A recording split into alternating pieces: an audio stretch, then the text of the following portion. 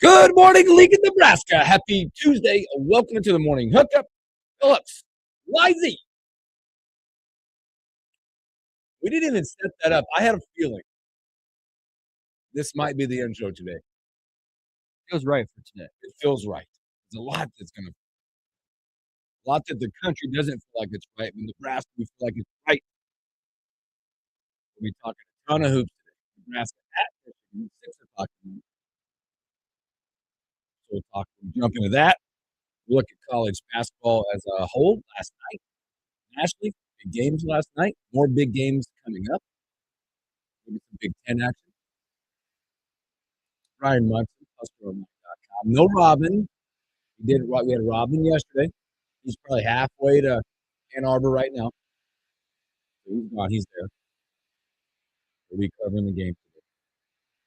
A lot of stories we missed. A lot of you guys. Good morning, Arlo. Good morning, Flood X10. Boy, big day. Big day of that. So there's a lot. Welcome back. Thank you. I'm here. Here, Husker hat on and all. I got the traditional little Herbie hat. Yeah, I was looking through the hats this morning. I was like, you got to wear a Husker hat for today. Oh, I had a Husker stocking cap. It's in the car. Wore that on the way over, but I'm like, this is your tradition. Top 5 matchup in college basketball in Ann Arbor. Come on. Top 5. Come on. Top 5 matchup tonight. It's going to be a tough one. Yep. Just put it lightly. Haven't really seen a team like Michigan yet, I don't think. No. I mean, the close so far. I mean, like Illinois, the way Illinois is playing right now. Mm-hmm. Illinois is playing some fantastic hoops right now. But you have to think, when you played Illinois, that was on the road. Mm-hmm. They were fully healthy with Boswell, and you got it done. And that's what this team has done so far in every test that they've had. Every time that anybody has doubted them and said, okay, this is the spot that they slip up. Mm-hmm. Okay, this is a trap game. Okay, this is the one. How many times you heard that? They answer it every single time. And the unfortunate thing is, if Nebraska does go out and lose to Michigan tonight, then it's going to be, well, we told you they're frauds. So many people are waiting to do that. So many people, which is fine because they're still carrying that Nebraska brand. Mm-hmm. It's a team that has overcome whatever narratives, not satisfied. I'm not saying we're going to go out there tonight. I think one thing about this team, they're going to go compete tonight. Absolutely. Their feet are going to be where they are. Mm-hmm. They're going to compete. And if you do that, if you get beat, you got beat by a better team on any given night. Look at the landscape of college basketball. The number of teams that go out and just don't have it certain nights, or they just end up getting beat. Mm-hmm. Those happen. And that doesn't make you a fraud. Doesn't make you a fraud. The narrative is gone for us. I know locally we're like, it's over, but I know nationally there's still something out there. There's a lot of keyboard heroes on Twitter or wherever, just waiting, sitting back. They got a story written, told you so. When you go up against a national power, told you so. But if you are Nebraska and you play Nebraska basketball, you play what you've done this entire season, you're going to give yourself a shot to actually go and do this, even without Frager. Having Frager would be monumental, but this is a team that, I think they can do this. Truthfully, going on the road to Michigan and win this game, if they play their brand of basketball. If they play like they did in the first half against Minnesota, if they do that against Michigan, probably won't end out very well. This is a game where you got to have your A game from start to finish. Yeah, it's gonna take a massive effort. Yeah, but I think any game does. Now this is a heightened level. They're playing number 3 in the country, top 5 matchup. The pressures come with all of that, and you start looking into the game. What does Nebraska need to do? Mm-hmm. What does Nebraska need to do? Again, for me, it's continue to value the basketball. The second thing is, and again, Minnesota got a little trouble with this, with your shortened rotation, which you are. Frager's not playing. Frager's not there. Okay? From what I'm hearing until he'll play Sunday. Everything's looking towards he'll be back 3 o'clock PBA Sunday. Okay? Put that out there. So you're doing it again without him. Right move, by the way. Yeah. Getting him ready getting him as 100% as possible for the stretch run. Mm-hmm. Value of the basketball, your guard's got to be good. They have been really good. I mean, between 8 and 9 turnovers a game, total, that's tops, one of the tops in the country. Rank mass need to return to that form that we're used to. This could be a big rank game. And we talked about this a lot yesterday as well. We'll talk about today is about he needs to knock down some of those threes. Mm-hmm. We have got to be able to draw out some of their big guys. Oh, yeah. Somebody's got to guard rank. Somebody's got to be able to, he's got to draw those guys out. You've got, oh man, they're big. Their size. You got Mara down there, 7'2", 7'3". The kid that transferred from UCLA. Yeah. He's a monster. Averages 10 point. He shoots 68%, 7 rebounds a game, almost 3 blocks a game. Mm-hmm. Got to draw them out. If you can do that, that opens up so much more for everybody else. Back cuts, and then they have to collapse on a back cut, then you kick it out to the corner for 3. Literally, if Rank gets going, that opens up Michigan's defense in a big way. Mm-hmm. Got to guard the 3, got to defend the 3 again. And again, all this has got to happen with a shortened rotation, which you got, because there's no Oogie. He still hasn't practiced. No on-court work. Yeah. You're going to go 6-2-7 deep. Said I go over. Mm-hmm. Yeah, you got to do it without fouling. Yeah, defend. Got to stay out of trouble. And it's got to be the elimination of the dumb type fouls, the fouls that are 90 feet from the hoop. Right off a rebound or off of a steal. Yeah. Let the hands go. Absolutely right. Defend without fouling. It happened against Minnesota. You saw Sam pick up 3, and then I think Jamarcus, he got right. I mean, just it was a hodgepodge of those little fouls that add up, especially when you're only dealing in a good night right now because you're only going about 7 in, right? 35 fouls. Doing the math, quick math. You got 35 to work with, roughly, unless you go deeper than that, which.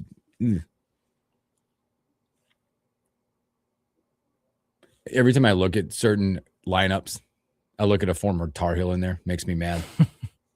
Yeah, which one is it? Elliot Cadeau. Cadeau. And I like the kid. Yeah. He took a lot of at Carolina. Yeah, he did. He's averaging 10 a game, by the way. 5 assists a game. Solid point guard. He also has the most 3-pointers made. 32 threes. He's shooting almost 42% from 3. Elliot Cadeau is.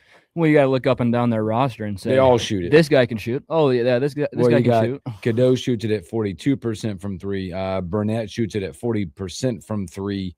You've got an All-American candidate, by the way, in Is it Lindborg? I just call him Yaks. Yaks. Right there, All-American candidate. He leads at 14 points, 7 rebounds, 3 assists, 1.5 blocks. All-American candidate sitting right there in the middle. So there's a lot going on in this game. I'm not saying this is going to be heroic, right? There's a few things you got to do. It will take all hands on deck to win a game like this on the road. And here's the thing about Michigan. They're not world beaters. They are incredible. There was a point in the season where they were beating everybody by 40. If you look the last couple weeks, not that they've been reeling a little bit, but they haven't been up to the standard that they were at that point in the season. They haven't covered, if you look at the spreads, they haven't covered a spread in like 2 weeks. They've had a ton of close games. And I'm not saying teams have figured them out, but it's a part of that and them coming back down to earth a little bit. Yeah. There was times where they just literally could not miss and they were blowing everybody off the court. Ohio State played well against them. Indiana played well against them. Oregon, Washington, Wisconsin got them because they had a good shooting night. Yep, Wisconsin lights out. So they're a beatable team. They're incredible, but this is something that Nebraska can do. I have full faith in this team going on the road into Ann Arbor and pulling this off. Yep, somehow finding a way. I mean, Michigan does average about 92 points a game, Nebraska 81, so it's a 10-point margin there. Figure out a way to turn them over a lot. Your defense is going to be key in this one. Michigan has that at that total. You see those totals of 92 points per game. They like to get up and down a little bit. Got to be good in transition.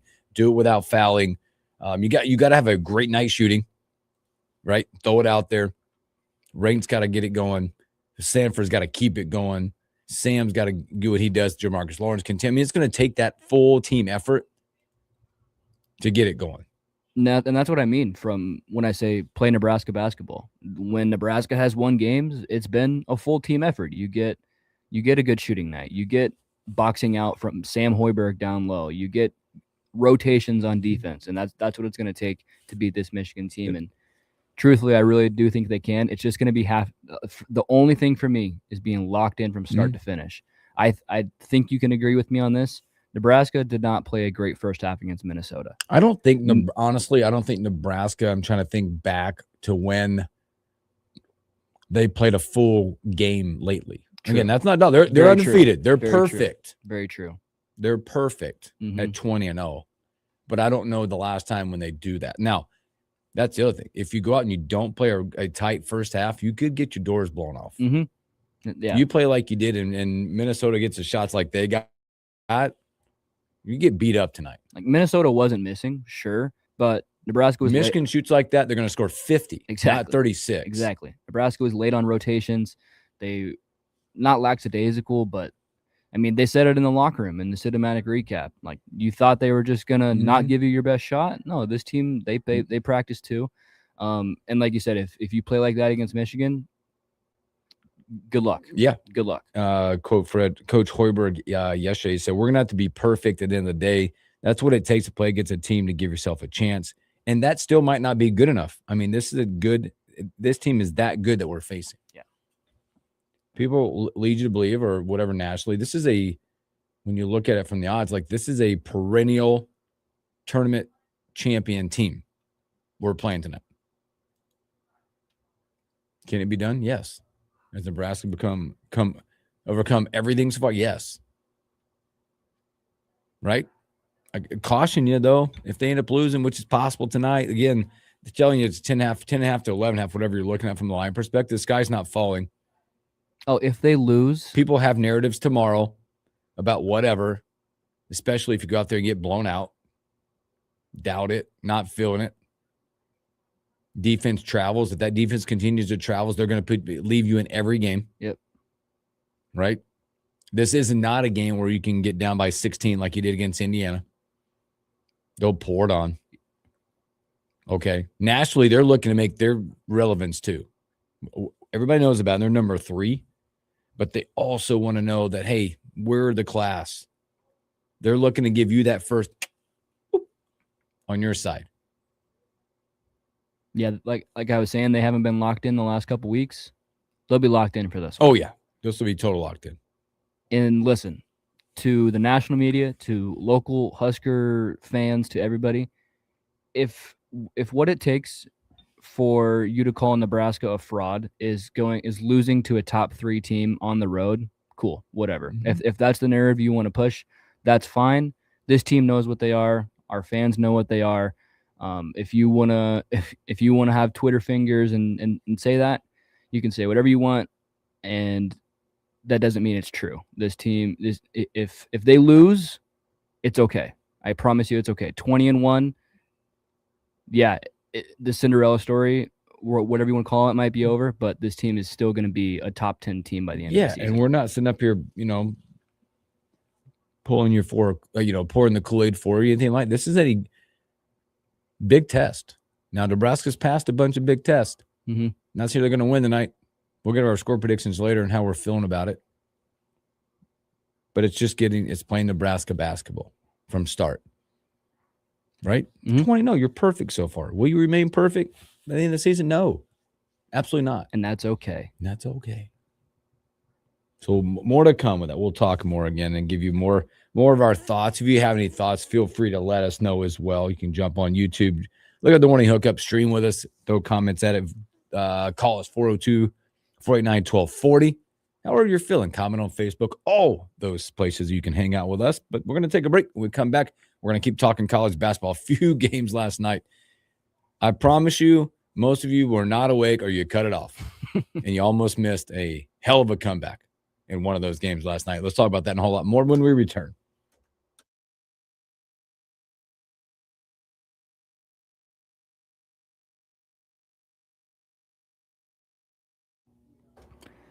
Arizona might just win the whole thing. That team is just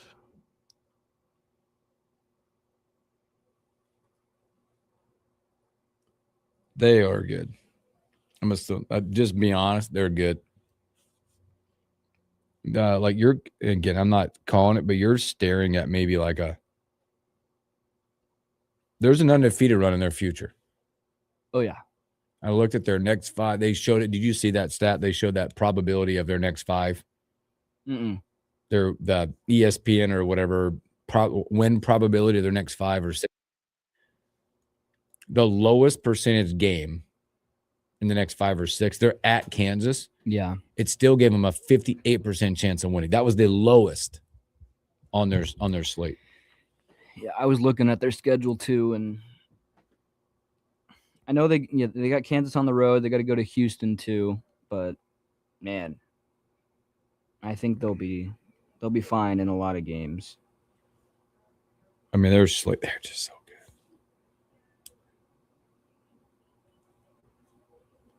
They're built a lot like Michigan. Yes. Good morning, Todd. Good guards, tall. They just had every answer. Yeah, every time BYU wanted to go on a run, Arizona said no, you're not cutting into this. Quiet the crowd, control the game. They play their brand of basketball for 40 minutes.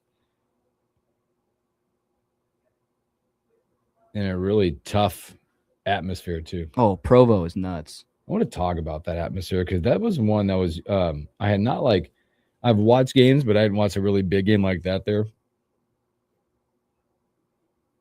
They're top notch.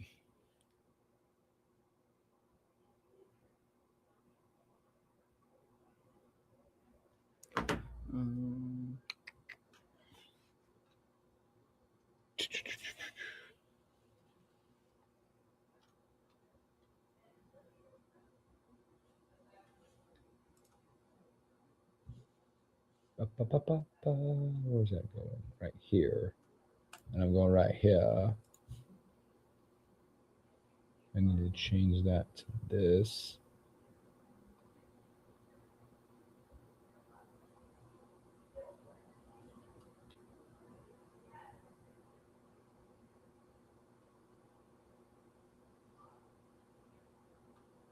That score blew my mind last night too. That first game, that first top 25 game. Woof. Yeah.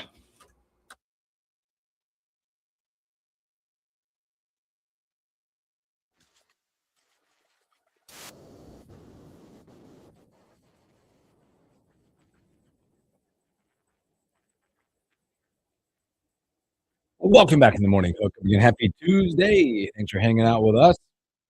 Stay warm. It's heating up today a little bit.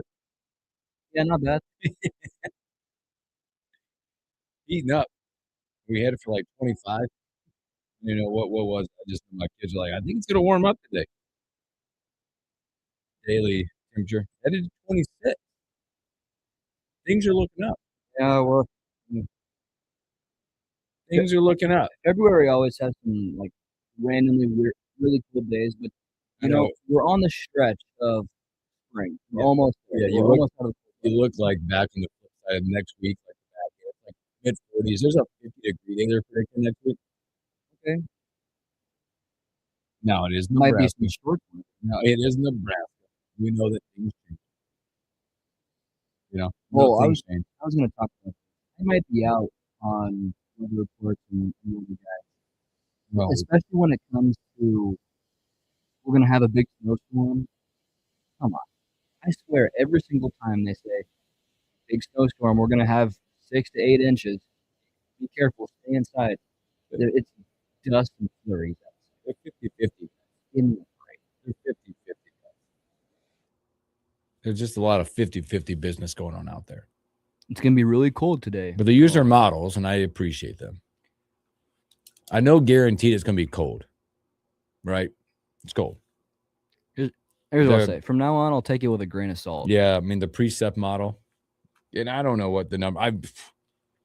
Modes could explain to us. He's the smart guy. He's the almanac.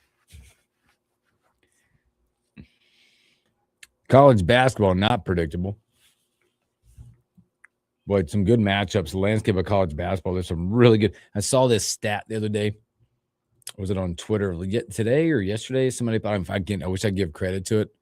The way things have changed over time. Like I think it was like 2 years ago, the stat said that the top at this point in the season, the top 10 had like 30 something losses.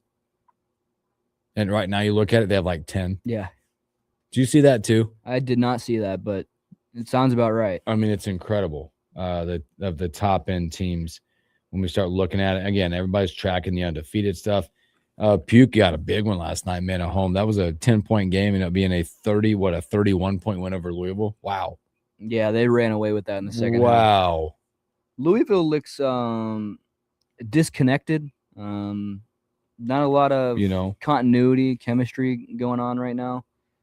They had some injuries and then had some guys come back from injuries. So maybe there's, still trying to figure some things out. But Duke played well, but Louisville also did not play. They did not play well. Interesting. It's fun to talk about these games. Sim, what up, brother? He said he let us know, hey, guys, Husker men's basketball is number 5 in the country, playing at number 3, Michigan later today. Yep, 6 o'clock. Yes, sir. Led the first segment with it. It's fun to talk about the landscape now because we are part of that landscape. Nebraska is part of that landscape. Yeah. Never had this before. Think about that. In my lifetime, never had this. A lot of times we don't even want to talk about, but we're talking about Nebraska hoops, which we, by the way, have done for 5+ years. Mm-hmm. Henry T. back on tomorrow. Robin, we've been talking about this for a long time. Robin, watching all those guys. But to be a part of the landscape brings in other conversations. And that's why we continue to talk about college hoops, because last night, big one, fun one, another undefeated team, Arizona, BYU. Boy, that BYU crowd, like they were down. I mean, Arizona, by the way, incredible. Good guards, a couple of really big, tough guys that rebound, hit big shots. They go about 8 or 9 deep on that team. Yeah. And don't miss the beat. Sensational freshman Burries. My goodness. Insane that he's a freshman. And I didn't think they played that great last night. I think BYU, they played good, but BYU played bad. Like I think DeBonsa and the other guy were like 5 or 4. They had a rough night shooting. Mm-hmm. But that was a testament to Arizona's defense. It was. But it became a game late. Yeah, it did. But going back to that crowd, that atmosphere, it's like, I feel like a PBA. Seriously, I'm going to throw a PBA this right now. Absolutely. Provo is nuts. They were down 18 and still jacked up. Every time the shot went down, that crowd was urging that team to come on. If you flip the game off, I want to say with about, was it 2 minutes? 2 minutes left. It was still a double-digit deficit. And then boom. BYU had the ball with a chance to win it. They went on a 12-1 run. In about 1:50. And then, yeah. And we were talking about it in our group chat last night. Yep. And Elijah said the same thing I thought. DeBonsa didn't touch the ball on the final shot. And they ended up turning it over and then were forced to foul. But yeah, BYU had a shot. DeBonsa had a tough night. It's funny to say he had a tough night and he still had like 24. Like he had 24, but he shot terrible. Yeah. You could tell, okay, he is one of the best in the country, DeBonsa. Okay, yeah. DeBonsa. Tries to do too much a lot. He tried so hard, so much last night in that game. I got a text from a really good friend, Coach V out there. It's like floppy arms. He called him what his text was, he called him the LeBron flop arms. He just kind of runs into the trees. Yeah. And doesn't know what to do at times. Trying to draw fouls. Yeah. And he's one of the best in the country of getting to the line. He didn't have it last night. Tried everything. But watch Arizona during the break in the stream where it's my Arizona, and everybody wants to track who's going to be the last to be undefeated. Arizona. They put out their index of the next 5 or 6 games. Their quote by their percentage, their scariest game coming up is at Kansas, where they're a 60% chance to win. Which is crazy. Allen Fieldhouse, regardless of how good that Kansas team is, which they're all right this year, but Kansas is a weird team. They are. They go out and flop a few games, and then they go beat. They just beat a top 10, didn't they? Well, they destroyed Iowa State. That's what it was. They absolutely destroyed Iowa State, and they've just had a weird season with injuries. Peterson, you never know if he's going to play or not. cramping and then his ankle. Because he's back on the level now. I think he's been I think they might have figured him out just a little bit. I think. I don't know, but you're right. He's been in and out a lot. Like there were, there was an overtime a few weeks ago. He didn't even play. Yeah, it's weird. They do have to go on the road to Houston, which I think will be one of their toughest battles. If you look at that, I mean, again, here's what they're gonna in their next. Let's see. I mean, I think there's a few tests left on their schedule. Again, going to the Fog is tough. They got Texas Tech. Get them at home though. Yep, get them at home. BYU again, but it's at Arizona. At Houston. Arizona, I mean, Iowa State, I don't know, man. They could very well run the table in all of these. They have, like you said, they have an 8-man rotation, and if they don't get production from their 4 different bigs that they have like 4 guys who are 6'10" or taller, which is ridiculous. And then if they don't get it from them, you got guess what? You got Jaden Bradley, who quietly is one of he plays the game so calm and just collected. Did you see him hit that? Was it the corner 3 yesterday? He went to shoot. They flew by, a little one dribble. Yep. Never lets anybody speed him up. Plays the game at his pace. Gets to his shot. And then you got Braden Burries, who is a freshman, going out on the road to BYU and dropping 25 I like to plus. go through it all and figure out how this freshman class this year rates against other freshman class, because it seems like there's a lot of big time performances from freshmen, whether it be DeBonsa, Burries, Caleb Wilson at Carolina, the Boozer kid at Puke. I'm missing a ton of them. The Illinois kid. Arkansas has some good freshman guards. And they're just really good basketball players. Oh, they are. This is it's an incredible freshman class, and I wouldn't be surprised if a good amount of them leave after 1 year and go to the league. They're that good. So there's some good action tonight. Obviously, we'll be locked in at 6:00. Our Nebraska top 5 Nebraska Cornhuskers at Michigan. That'll be there at 6:00. Peacock or YouTube TV. There's a channel on YouTube. If you have YouTube TV, thanks Todd for reminding us that yesterday. What is that channel again? EBC something. NBC. Yeah, I think it's NBCS. Yeah. So if you have YouTube TV, you are in luck. If you have YouTube TV, it'll just pop up right there for you. It'll be out there. So try that. Don't think you're out of it. I know I got a text from some people yesterday. Well, at least if they lose, we won't be able to watch it because it's on Peacock. I've invited some people over because we have Peacock to watch it. But also, Michigan State heads to Rutgers. I talk about the landscape. Michigan State playing really good. They're a top 10 team. They're at number 7. They'll be locked in tonight on the FS1, the Jersey Mike Arena. You mentioned that Arkansas team. They're on ESPN tonight, by the way, which makes me so mad that we're on Peacock. Yeah. I get it. It's a Big Ten stuff, but man, this could be somewhere different because ESPN is going to carry Arkansas at Oklahoma. Which should be an okay game, but come on. You don't want a top 5 matchup on ESPN? Give me a break. An okay game, so whatever. Another one, Missouri. They head down to Bama. Bama's reeling right now. Ooh, they are. They're reeling right now, so be interested to see how they respond. Obviously, with their older player that just came backwards to play. Sorry, that was so mean. Got another Bediako.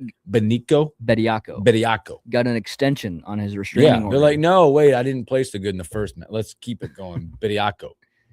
He's like, whatever. I don't even want to talk about that. If you want to keep watching hoops after Nebraska beats Michigan tonight, then on Peacock as well. Purdue, after their loss against Illinois, they'll be headed to Assembly Hall tonight to try to rebound. Tell me a team that's reeling. Purdue. They are, but also look at Indiana. Yeah. Did Nebraska break them? They might have. And, yeah, I was saying earlier about Louisville just not having continuity. I don't think Indiana has much continuity there. I'm just saying, going back against, they lost to us and when they lost, they haven't won. They've only won 1 game since. They lost 1, 2, 3, 4 in a row, including us. They lost to us, Michigan State. Now, this was a tough stretch, by the way. I'll give them a little, but they have not even been close in any of these matchups. They lost by 6 to us. Michigan State thumped them by 21. Iowa thumped them by 17. At Michigan, they lost by 14. Mm-hmm. Then they went to Rutgers and got really mad and beat them by 13 or 23. Sorry.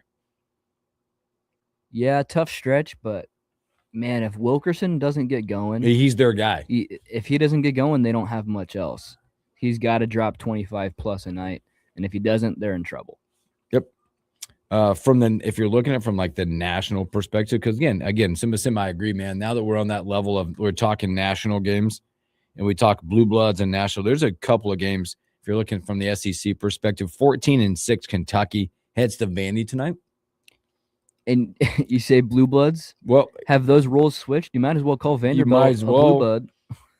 Their basketball program and their football program are on the come up. If you haven't watched Vanderbilt basketball this year, they're fun to watch. They're very good. They get up and down the floor and they put up points. If you look at the tail of the tape of that, like they average 90. Yeah. They average 90. They average 10 threes a game. They get after it on the boards. You know what they average? This is the crazy stat. They average 9 steals a game. Vandy does 9. Really? How about that? Yeah, they brought over Mark Byington from James Madison a couple years ago. They hit the portal, and they got some dogs on their team. Another Carolina guy for you, Tyler Nickel. I know. I'm done talking about him. I'm done talking about him. I mean, I'm so happy for my sanity. Kate Tyson didn't play great against us. Maybe Nebraska will be the Carolina killer. Maybe in this game tonight. Maybe. Hey, there you go. That's a good way to look at it. Let's slay them. But again, talking these national games and national landscape, because looking ahead, again, Nebraska, big week. One big tonight, and then Sunday will be another big one. Right? And again, I hate the narrative that we're going to find out who this team is in the next 4 games makes no sense to me. We know who we are. Yeah. We just have to have a rough stretch. Let's call it a tough, not rough, tough 4 games. 3 of the next 4. We're not going to know who we are. We know who we are, national narratives. Okay? And yeah, you haven't had a tough stretch of 4 games in a row, but you've had games this year where you've had to overcome adversity, and you've had spots where everybody keeps doubting. You know, it's funny how before a game somebody can pick against Nebraska, and then when they win still have excuses. And that's all that it's been. So yeah, to say that this stretch tells you who this team is, no, we're 20 games into the season. We know who this team is. No, we are. Right? Just keep being who you are. It is a massive week from a nationally. It is fun to talk about these games, especially the national perspective, because we are part of the national landscape right now. There's impactful games. Nebraska fans are now paying attention, not now, but they're paying attention to more of these games. Right? You're looking at what if that, what if this, and we're looking at the top 10 teams. Well, because there's reality where Nebraska finds themselves in a 1 or a 2 seed. So you got to see, you know, the surrounding top 10 teams, how they fare and how they match up. Well, and then also the teams that you want to now play well. Right. The New Mexicos of the world that you've already beat. The Oklahoma game tonight. To boost your resume. Yep. I mean, as much as we don't want to say it, we need that team up north to play a little bit better. Okay? Help us. They got one tonight against Marquette. How fantastic is the fact that I know there's a lot of narratives, like we've never won a tournament, blah, blah, blah, but now we've been ranked higher than they ever have. Oh, and that made a lot of people mad. That made a lot of people mad. There's some bitter fans up that way that are basketball of that. They're fans of that team. And I guess they have seen those videos they put out, like, I hope typical what's going to happen. They're going to be like a 2 or 3 seed and get beat. But yet you want to wear red on Saturdays with us. Yeah. Get out. No kidding. Beat it. And they have some sort of a point when you say that, okay, a top 5 ranking in January doesn't really matter, but yes, it does. What really matters at the end is what you do in March Madness. But like, come on, can you let us enjoy this? Yeah, it's just a narrative like you don't belong. Doesn't make any sense. It's just about history and the logo in the college basketball sense. You belong. Absolutely. Because you look at the teams that you've competed with in that top 10 of the KenPom or whatever. You know, we've already beat number 4 in the KenPom, Michigan State. You beat number 4 and number 5. Okay? You belong. But it's such an easy world today to go and like say I'm right, say you're a fraud, like waiting for it. You've had to wait. I think those people are mad right now because they've had to wait 20 games so far to game 21 to say maybe I'm right. It's the gotcha culture. Yes. Yeah. Absolutely. Maybe I'm right after game 21. I told you so. And we'll talk about the Super Bowl and the Patriots here in a little bit, but I'm dealing with it with the same thing with my Patriots. Everybody's calling them frauds. Everybody's saying, oh, they're going to get wiped in the Super Bowl. At the end of the day, you're in the Super Bowl. You're in the Super Bowl. And I don't care how you got there. And they've been saying for the last 3 weeks in the playoffs, oh, I think the Patriots are going to drop to the Chargers. Oh, well, they got lucky against the Chargers. I think they're going to lose to the Texans. Oh, well, they got lucky against the Texans. This is the one they lose. So-and-so is out. They'll lose against the Broncos. Mm-hmm. Oh, now they're going to get wiped in the Super Bowl. Okay. Even if they do, you've been saying that for the last 4 weeks. You're there. And if you get it right this time, you're going to say, guess what? Told you so. You're there. Doesn't matter. You're there. Exactly. Tonight, Nebraska is the right. They're there against Michigan. They're there. Mm-hmm. And they have every right to be in this national conversation. I'll say this. Because I tell you what, this will be in a wild world to think about this. They're going to play tonight, 6 o'clock, Peacock. We'll get locked in. Arlo, we're going to answer that question, man, because I already have ideas about food. It's already locked in what we're doing tonight. The fact that we're here enjoying this moment, this team is enjoying this moment. Don't be the ones that are like so critical tonight about it. It is what it is. Mm-hmm. They're there. And think about a win. Why are most people talking about when we lose or how we're going to lose? Exactly. How about how we win? It is going to take a perfect effort, as Coach Fred Hoiberg told you. You got to get your points. Got to get Mass going. You got to keep Sanford going. You got to get your guard play continued, not to turn the ball over with DeMarcus and whoever, Kale and Sam bringing the ball up. Right? Keep them off the board. Burke, big night. Don't do it without fouling. Lock in and go. Keep them out of it. It's all the key is that they know what they're doing. Menu tonight, what we're going to do is we decided meatball subs. Ooh. Make some homemade meatballs. Yeah, I like that. Right? I got to figure out. Toast the hoagie buns. Make, I think the kids talked about homemade sweet potato fries.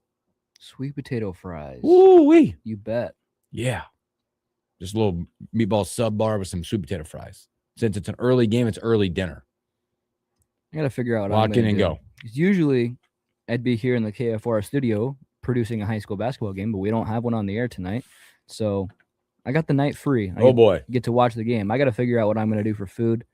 Yeah. See, Arlo said, damn, meatball subs so good. Just it dawned on me. We were talking about this morning. I'm like, give me something to like that relates so we can do like easy and efficient. We'll roll up the meatballs later today when they get out of school. We'll probably bake those puppies a little bit. Oh, yeah. Heat the crock pot up with the marinara, throw them in there and like just let them gear. We'll grill like the buns. Like I'd have a little nice grilled bun. We'll like peel the sweet potatoes, do some sweet potato fries. Is meatball sub, is that something you put cheese on? Oh, yeah. Oh, yeah. Oh, yeah. Is that a mozzarella? Mozzarella. Oh, yeah. You bet. That's what we're doing tonight at the house. I can get down. My wife's gone, so it's like boys' night. Both my wife is gone. She's out with a friend tonight. They'll be watching the game somewhere or doing what they do. Daughter got to work, so it'll be just the boys at the house. My mom's going to come over, and her husband going to come over as well. They don't have peacocks. I'm like, come on over. There you go. That sounds like a great night. Yeah. So, yeah, all right. I'm going to figure out my plans. There you go. Let's think about it through the break. Send us your ideas. I know Arlo's meatballs are going to be good, and I'm already like timing when I got to go to the grocery store in between everything else I got to do. So, all right, let's take a break. Let's come back. Let's talk a little Super Bowl. I know you've been ready to talk about this. Whole lot more of that when we return.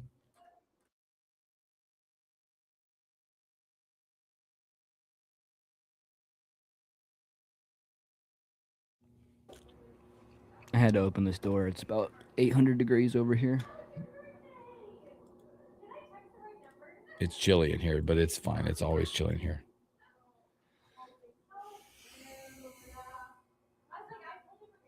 Somebody there's having a good morning over there.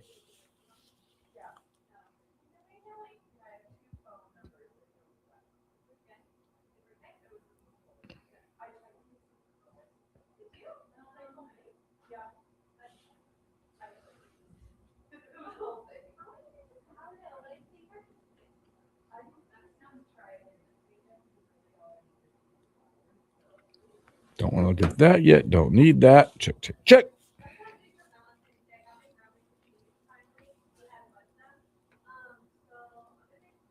Let's see. Let's knock down now. What's this? I'm gonna do that today.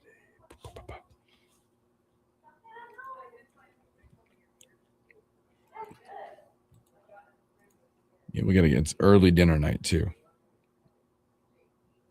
Locked in right at 6.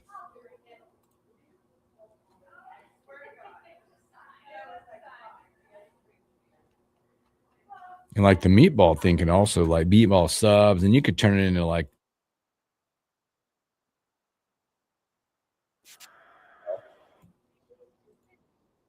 Boom, boom.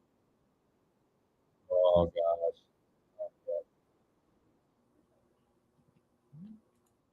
I think I'm gonna get that audio and I'm gonna play it throughout my house to my kids. That's it.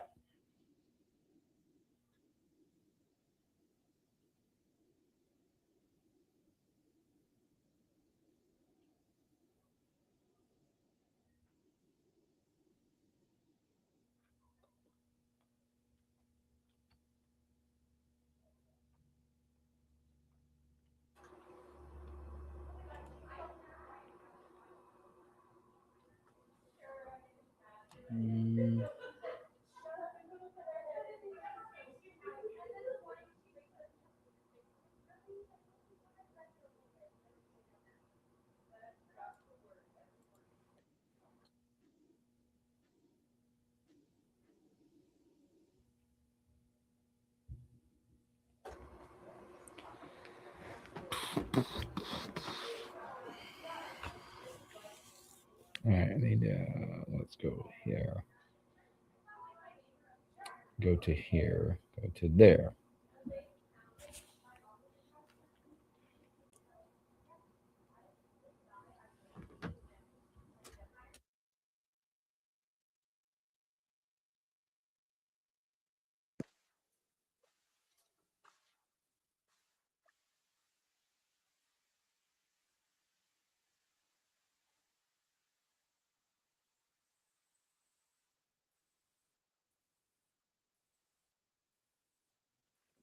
Welcome back in the morning, Hookup.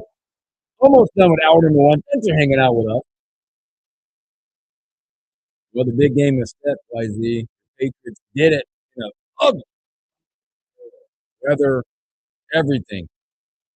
Got it done. I don't care what happens. They're in the Super Bowl, taking on the Seahawks. Who are the favorite right now? I think 3.5, 4.5 points. Wherever you look at it, it makes sense. Yeah, everyone's not there. I've got Super Bowl like not mixed up. Ooh, love to. They don't out already? Well, some of them are out. Like they're kind of out there, you know.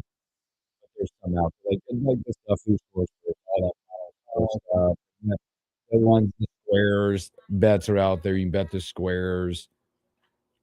You know, We got to do the national anthem. The those will start. Gatorade Yeah, killer. those will start popping in as the week gets closer, and then next week, next week we do not have Marco tomorrow or Thursday. No Marco. He gets the week off for his final show of the football season. That following week, like that Thursday, the 5th, I believe, be his final show of the season. But we'll have him. Patriots are back in the Super Bowl, and I know everybody's upset about it. Let it look. Why are they upset? Is this the Tom Brady effect, or you know what? Or is it what is it? Because I've heard a lot of that. I don't know if this was like it becomes like it's like this unpopular Super Bowl thing now. It could have been the Broncos every year. Could have been this every year. Is this the Sam Darnold game where he gets over all the humps? Vindication for Sam Darnold. First year head coach out there. Everybody hates the both Patriots. of them. Everybody hates the Patriots, and I'll be honest. I'm a realist Patriots fan. Mm-hmm. I've been spoiled my entire life. I had Tom Brady growing up. Yeah, we went through 6 years of being bad, and now we're back to being good. I get it. I get what people don't like us, but There's a ton of narratives out there about Nebraska basketball. There's a ton of narratives out there about the Patriots that they don't belong. They played an easy schedule. They're frauds, this and that. Well, guess what? They're in the Super Bowl, and that's all that matters. And I think they have a good shot at winning it. I think there's ways that we can beat the Seahawks, and I think the Seahawks are an incredible team. I think it'll be a very good game. And so, yes, your narrative of it's a boring Super Bowl, I've seen that everywhere as well. I don't understand it. I don't get it.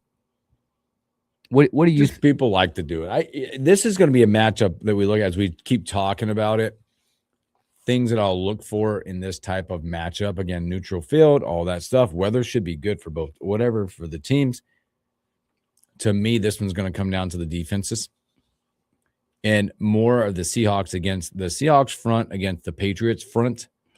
Because Drake May's been getting his butt kicked. I think he's been, sacked 15 times in the postseason, 5 times each game. That'll be a matchup we can talk about coming up. But the kid keeps making plays. When you need him. Did you see the story about the run at the end? That he went rogue? You didn't tell anybody. Nope. And he went and said, nope, you guys go that way. I think I'm going to be better off going this way. Yikes. Yeah. And again, a team like that, man, like there's when you get hot, and they're hot. Culturally, they do.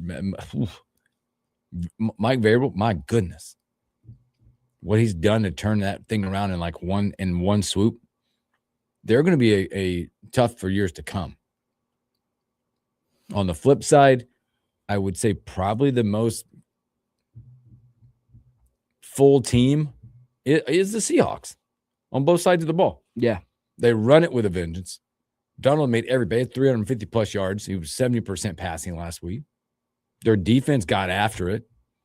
Again, it was a tough one because they had the number one. That was the 2 best offense in the system. They're the most well-rounded team on both sides of the ball. That's what I can give them. And that's probably why you're at a 3.5, 4.5 point line. And I got 3 words that the Patriots need to lock in on: Jackson Smith and Jigba. Oh my goodness! I texted a few people like, how does he get lost? Is it scheme? Is it? I don't even know. It has to be. It's like it's there. The Broncos, not the Rams secondary is not great, but their eye discipline was terrible. Yeah, we're like he caught a few balls that I think I'm like, it's like dancing. Like, throw it to me. Wide open. They move him around all over. They put him in motion, misdirection, and he's just always wide open. Always wide open. He's always wide open. Flexion said, congratulations, YZ. Pats deserved the W. Played mistake-free football in a blizzard. Shane, what up? Good morning. He said, I think so will be closer than people think. It would be a good game. Go Hawks. Oh, I forgot he's a Seahawks. That's right. Yeah.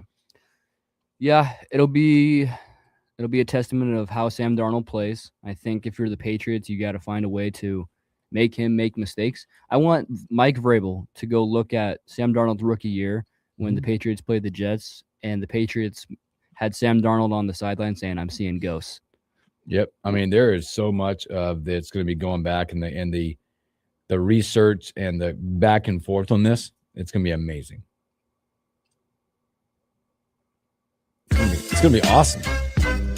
I always hope for great games in the Super Bowl because I don't usually have a dog in the fight. And this time I'll be in an airplane coming home. Really? Bad scheduling. Going on a golf trip, but bad scheduling. I'll have to buy the Wi-Fi. Well, coming up, Brian Monson with HuskerOnline.com. A lot of stories that we missed. We're going to get back into more Husker basketball. It's a big night a big week for Nebraska. An overall landscape of all of it. We'll be right back.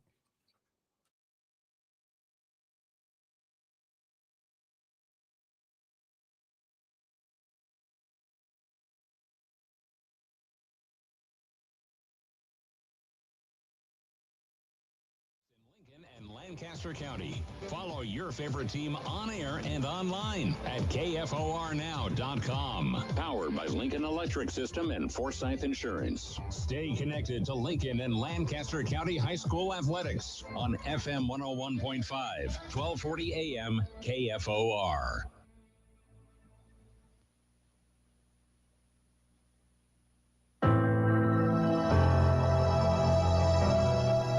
When it feels like the world has stopped, finds a way. Good is happening, even now. Good connects us, even when we can't get close. Good never stops, and neither does Children International. With support from caring friends, we help provide children and families with the critical essentials they need. Essentials like food assistance, hygiene education, medical help, and financial support. To learn more, go to children.org/help today. Together, we can help end poverty for good. I'm Andrew Saul, Commissioner of Social Security. Beware of telephone scammers pretending to be government employees. Real Social Security employees will never threaten you. Callers threatening you with arrest or other legal action and demanding money are not from us.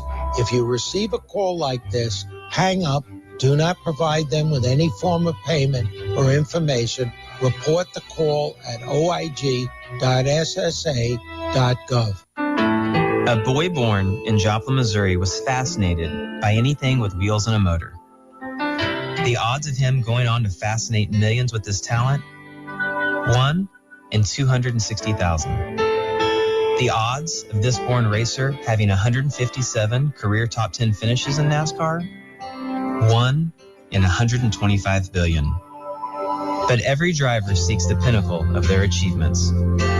The odds of him winning both the Daytona 500 and the Brickyard 400 in the same year? 1 in 195 million. The odds of a child being diagnosed with autism? 1 in 88. I'm NASCAR driver Jamie McMurray, and my niece has autism. Learn more at autismspeaks.org/signs. Early diagnosis can make a lifetime of difference. Brought to you by Autism Speaks and the Ad Council. My name is Alana. I was 6 years old, and I got diagnosed with cancer. I come to St. Jude for treatment. After her last treatment on December the 4th, I was just kind of having a conversation with her, letting her know, Alana, you did awesome. I mean, so proud of you. Like, you fought, you accepted whatever was happening, you went with it. And her words to me were, Mommy, thank you so much for helping me get through this. She said, I could not have done this without you. This was very hard. And I couldn't even hold my tears because when I think about it, I would not have been able to get through this without St. Jude. And so once we became part of the St. Jude family, everything was okay. Thank you, St. Jude, for helping me get her through this because I wouldn't have been able to do it without them. St. Jude Children's Research Hospital. Finding cures, saving children. Learn more at stjude.org. Lincoln's local news, talk, sports, and weather station. FM 101.5, 1240 AM, KFOR, and KFRX HD3, Lincoln. From ABC News, I'm Sherry Preston. The chief federal judge in Minnesota says the Trump administration has failed to comply with orders to hold hearings for detained immigrants. And to explain it, she has called the acting head of ICE to appear before her. Border Patrol Commander Gregory Bavino has been pulled from Minneapolis as border czar Tom Holman takes over the ICE mission there. The White House says Commander Bavino will return to his base in California. Meantime, Alex Preddy's sister Michaela released a statement to the AP. She said, in part, hearing disgusting lies spread about my brother is absolutely gut-wrenching. ABC's Trevor Ault in Minneapolis. ABC's Rachel Scott is at the White House with more. Reportedly, the Secretary of Homeland Security, Kristi Noem, met with the president in the Oval Office for 2 hours. Noem was one of the first to draw her own conclusions on this shooting, calling it an act of domestic terrorism without a full investigation. We heard Stephen Miller label Alex Preddy an assassin, calling him a domestic terrorist. Caroline Leavitt, though, saying that she has not heard the president use those words to describe Preddy. All of it could result in another government shutdown, at least a partial one, as several senators say they won't approve the new budget if it includes additional money for immigration and customs enforcement. Bitterly cold weather following the snow and ice storms over the weekend. ABC Chief Meteorologist Ginger Z with more. The cold alerts go from New Jersey down to Florida, and the extreme cold warnings are along the Gulf Coast, like New Orleans or Houston this morning. The wind chills are sub-zero into Arkansas, some parts of Mississippi waking up in the teens, 24 the wind chill in Houston, 26 in Orlando, and yes, we are still up here in the single digits in a lot of parts of the Northeast, if not teens. The NTSB issuing its final report on last year's deadly mid-air collision between an Army helicopter and a passenger plane over the Potomac River in Washington, D.C. The agency blaming multiple safety failures, including the design of the airspace in that crowded region of the country. You're listening to ABC News. If you're tired of hearing scary ads about the IRS, Tax Relief Advocates wants you to know you don't have to be afraid. No matter what challenging life situation you're facing while owing 10 or even hundreds of thousands in back taxes to the IRS, we have a solution. TRA has already negotiated over $1.5 billion in taxes owed by over 180,000 struggling taxpayers since 2017, earning over 1,000 five-star Google reviews and an A+ rating with the Better Business Bureau. Generous tax debt forgiveness programs are currently available that can end your tax nightmare and may reduce or eliminate what you owe the IRS. If you're facing collections or an audit, don't lose hope. Act now to check what tax relief you may qualify for. Simply visit TRA.com or call 800-583-5177. 800-583-5177. Again, that's 800-583-5177. Tax Relief Advocates. Real solutions for real people. A teacher at a nearby school district is facing some trouble. Good morning. I'm Jeff Modes. We're at 20 degrees, wind chill at 10 above at KFOR. Additional information regarding the arrest of a teacher and coach at Palmyra Junior and Senior High School will be released soon by the Lancaster County Sheriff's Office. KFOR News is at a news conference that's set to begin at 10:30 regarding the arrest of sixth grade teacher and coach Cody Pester for an alleged inappropriate relationship with a former student. A statement from the school superintendent on Monday said that Pester was removed from the classroom and extracurricular activities. School officials are working with law enforcement as the investigation continues. New this morning, a construction worker was injured when a second and third story stairwell collapsed around 8 o'clock this morning at an apartment building under construction off of 48th and Martin in North Lincoln. LFR Public Information Officer MJ Lehrman told KFOR News at the scene crews had to get ropes and ladders to get the worker out. They were able to get them out and get them treated, but they just could not get them down from the second floor. Lehrman says the worker's injuries are minor and not life-threatening. What caused the stairwell to collapse is still under investigation. It appears that a hoarding situation provided an obstacle for Lincoln firefighters in fighting a blaze around 9:30 Monday night at 68th and Layton. LFR Battalion Chief Jeremy Gegg told KFOR News, despite the challenges of debris on the floor, they got the fire under control in about 30 minutes. Ultimately, there were no injuries. The damage estimate is around $175,000 to the structure. No word yet on the cause of the fire. Gegg says the home was not occupied, meaning was living there. And in sports tonight, this week they'll play at number 3 Michigan tonight. You can see the game on NBC's Peacock app, tipping off at 6 o'clock from Ann Arbor. Sunshine today. We'll see a high around 27 this afternoon. At Lincoln at this hour, we have a sunny sky. It is 20 degrees, wind chill at 10 above. I'm Jeff Moe. We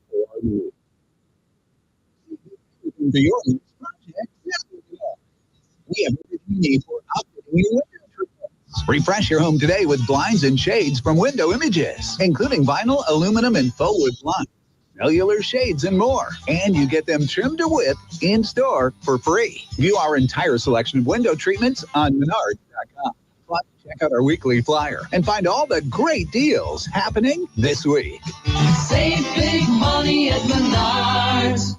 I'm Ed Evans, CEO of Consumer Cellular. You know, the big wireless companies say they have discounts for people over 55. But unless you're willing to sit on hold and ask, you're probably paying more than you should. At Consumer Cellular, there's nothing to hunt down. We're built for people 50 plus with plans starting at just $20. And our 100% US-based customer service actually answers the phone. Call 1-888-FREEDOM or visit consumercellular.com today and get your second month free for a limited time.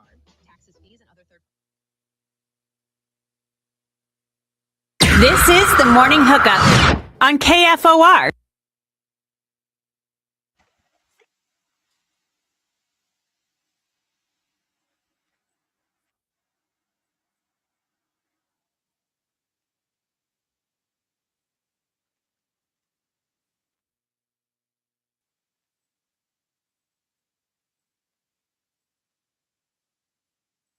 Welcome back to the Morning Hookup, hour number 2. Happy Tuesday. Thank you for hanging out with YZ and myself. Just be you. Just go be you tonight. Take nothing for granted. Leave it all out there. I was thinking about this a little bit too. I mean, again, we want to go out and win, continue to what's going on, continue playing good basketball. In the grand scheme of things, it's just another little speed hump in the road. Oh, it is.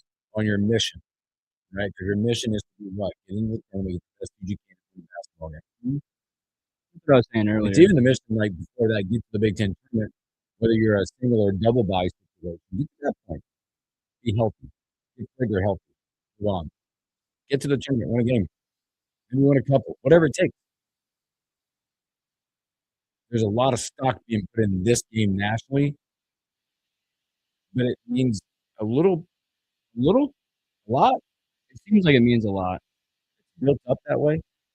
But yeah, in the grand scheme of things, this is what I was saying earlier. Like, there is the narrative out there that a top 5 ranking in January doesn't really matter. And they're sort of right. But, like, it doesn't mean that it doesn't mean anything. And that's what that's what people are kind of playing it out to be, just because it's Nebraska. But yeah. Well, I can tell you what, bracketology was updated this morning as you start to look at it. I mean, this is where we start to play with it a little bit, okay? You're deep into this thing now. 11 games left. 11 games ain't that far away.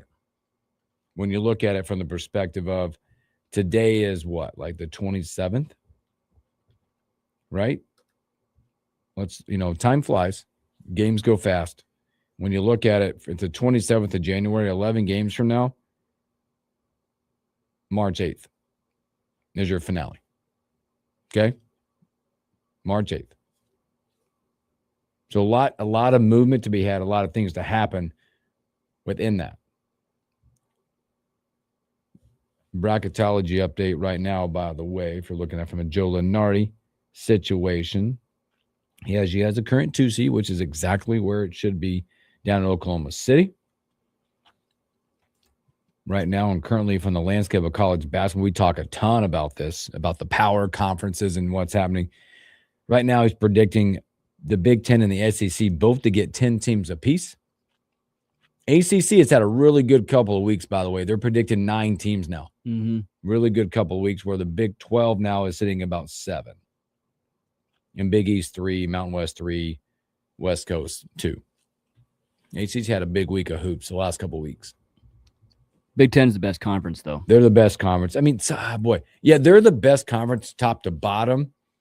I would tell you, I think, and Justice and I had this conversation yesterday, and I agreed with him, the Big 12 might be the best top end. Okay, yeah. Top end, not throughout. I think the Big Ten is the best conference. Yeah. I think the SEC has a debate with the Big 12 to be 2 or 3, right? I've thrown the ACC in the 4th. I'll take the Big 12 over the SEC this year. There's a couple good teams in the SEC, but man, the Big 12 is pretty nasty. And the SEC, like there's good but not great teams. I think Vanderbilt. Yep. I think Vanderbilt's the best team in that conference. Mm-hmm. Florida's gotten better. Arkansas is good. Other than that, everybody's like, A&M is pretty good. Other than that, everybody's good but not great. Lenardi right now, by the way, as he talks about the bubble, the landscape of the bubble is where you don't want to live as you get further down. That's a weird place to live. Last 4 buys right now, which are teams that will be in the field. He's got listed Wisconsin, Ohio State, UCLA, Miami, 3 Big Ten teams sitting there. The last 4 in. How about another one? How about USC sitting there? New Mexico. Hey, we played those guys. Virginia Tech, Texas. On the outline, the first 4 outline, Seton Hall, Indiana, Santa Clara, TCU. How about the next 4 out? These are guys that are like over here. Missouri, Stanford, Cal, Creighton. Man, there's a lot of teams that Nebraska has played here that are just right on the bubble. Yep. Well, you beat a Wisconsin team. You beat Ohio State team. You haven't yet to play UCLA. You haven't yet to play USC, but you beat New Mexico. You beat an Indiana team that's sitting out there. You beat a Creighton team that's way on the outside right now. A lot of basketball left. Lots of basketball left. But again, we're in the mode as we talk about Nebraska basketball, you belong to be you have earned the right to be where you're at to talk about the landscape of college basketball. Mm-hmm. And my point was, you earn that right. That's the narrative. Like when you talk about nationally, sometimes we do, but locally we feel it. We've seen it. Nationally, you deserve it. You do. This talk. You deserve to be number 5. You deserve to be playing number 3. Okay.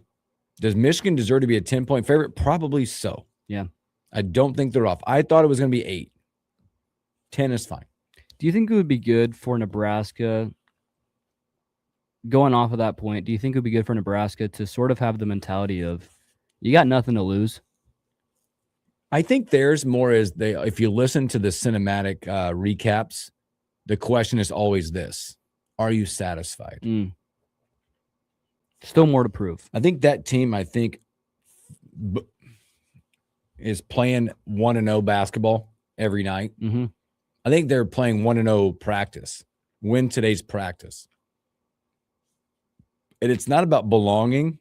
It's about being satisfied. How we got to where we want to get to yet. Mm-hmm.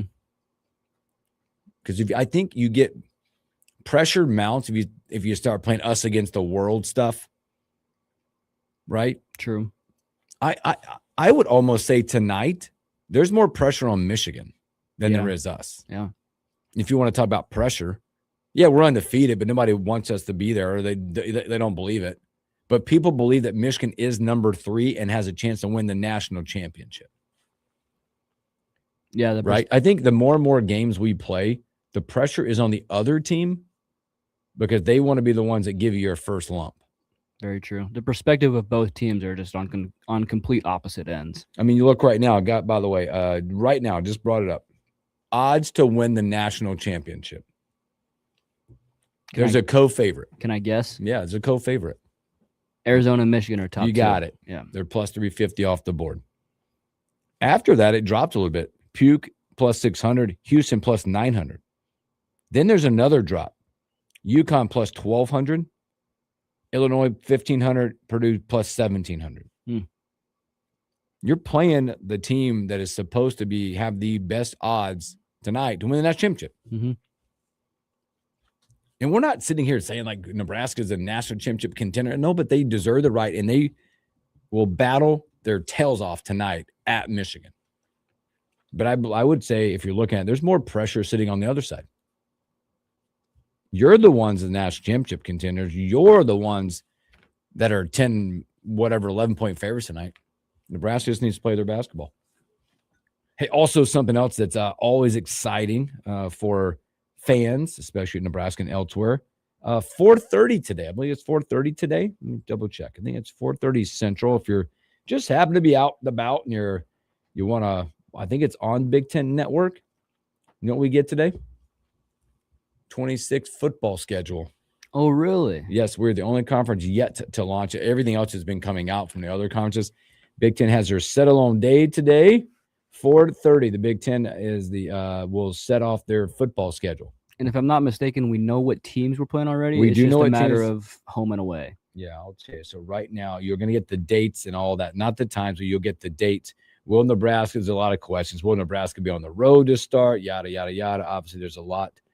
We know our opponents. You're away. So your home games that you get this year, obviously, they've already got the dates for the non-conference. Won't go through those. Ohio, Bowling Green, North Dakota. But your home slate this year will be the defending champions, Indiana Hoosiers, coming to town. Maryland, how about they going to get Ohio State, another playoff team coming to town, in Washington, along with the other 3, as I mentioned. Your road games, obviously, you know when one will be. It's Black Friday, Iowa. But you head to Illinois this year, head to Michigan State, head out to Eugene, Oregon. Haven't been there in a few. And then you'll go to Piscataway, New Jersey at Rutgers. So 4:30 today, they drop all the knowledge of all the Big Ten. It'll be a big story. Does Nebraska, do they start at home? Do they start away in the Big Ten? What's the Friday night affair? Always the question now. Will they be on the road on Friday night? Will they force Nebraska to have a Friday night game? All the questions that will come out. Obviously, when you look at it, very tough. A lot different looking schedule than last year, especially when you have Indiana, Ohio State, Illinois, always tough. Oregon, Iowa. Tough slate for Nebraska. Then everybody out there, you can start predicting all your schedules. All your 7-4, 7-5, whatever it is. 4-8. You're far too early predictions. Yeah. And all the narratives around the schedule. But it goes 4:30 today. Which a lot of people, that's great because it's January 27th. There's a lot of planning that'll start happening. Mm-hmm. Road game time of the year. Right. There'll be weddings. I can't do that. Concert. I mean, you can start to look at it. When you see concert announcements around Lincoln, you can draw some conclusions. Yeah. Stapleton's coming to town. Zach Brown just announced he's coming in November. All that type of concert stuff. You're like, oh, huh. So 4:30 today, we'll have that. We won't have that. You can check out Schmitty and Elijah. They'll have that. They'll probably discuss that as on their show this afternoon as well. So let's take a break. Let's come back. Let's talk a little Husker football and a whole lot more with Brian Munson from HuskerOnline.com.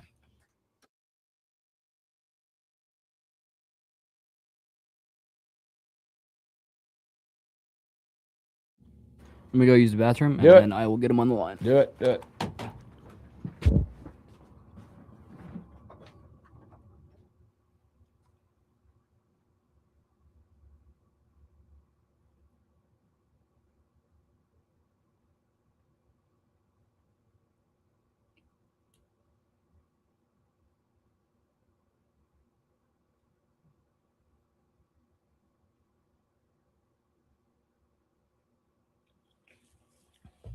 Talk about that. The elephant in the room here.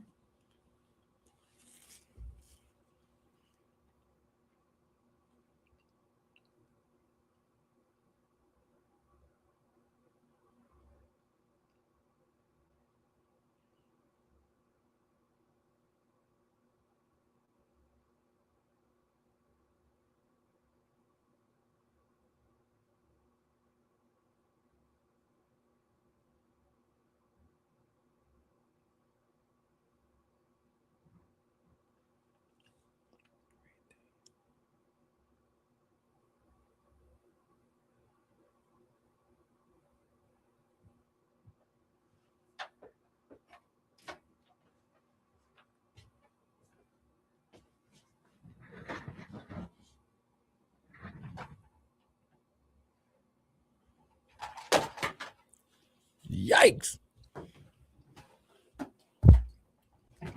Brian, throwing stuff over here. Okay. Hey, way to miss your mouth.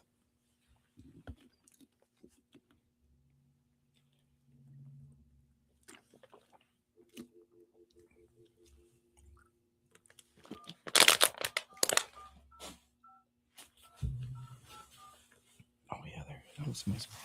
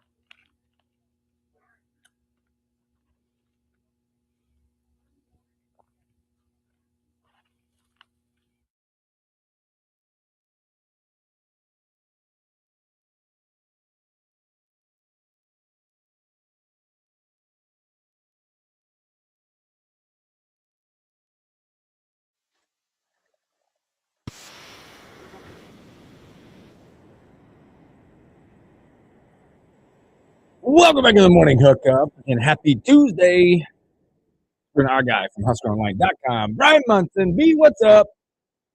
Hey, guys, what's up? You want to jump on that We Hate the Patriots train, too? Because everybody else is. You can give YZ an earful.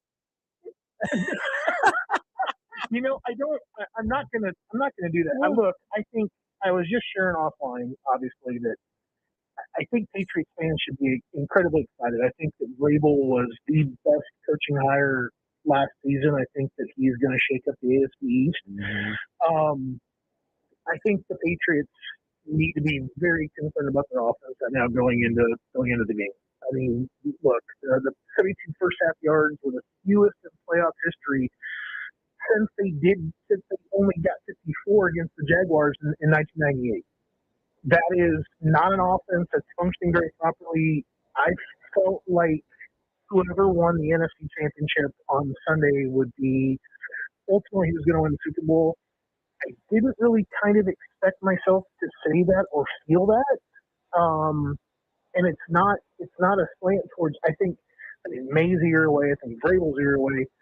Not having Knicks for Denver really destroyed all their chances.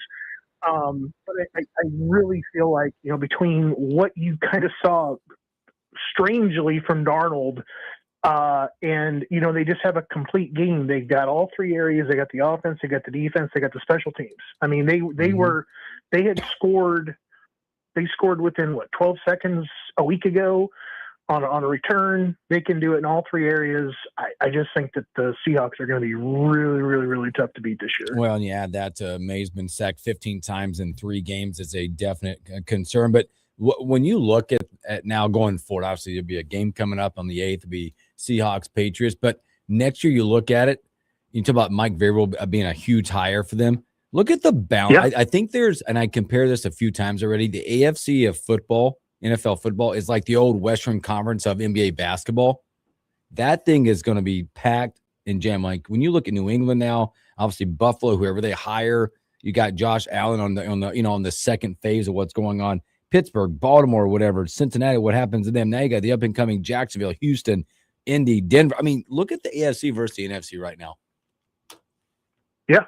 No, I agree with you. I think you just have a slice of NFC teams, and I think they're all out west, that are doing just mildly better and are just that far ahead of what's going on basically with the AFC. I think you mentioned all those teams. I think Kansas City fans are probably screaming at you off air right now thinking that they're just, a player or two away too. But I definitely agree with you. I think like I said, I don't like the fact that Vrabel is in the AFC East. It's definitely it is what's the best word I can use for it? Disruptive. Let's use disruptive for the word.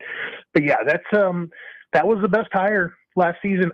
I'm mildly concerned about what's going on in Buffalo. If they were serious about getting Mike McDaniel, and McDaniel turned him down, that's the best thing that ever happened, is McDaniel not going to Buffalo, because I looked forward to playing him twice a year. It was 2 big dubs.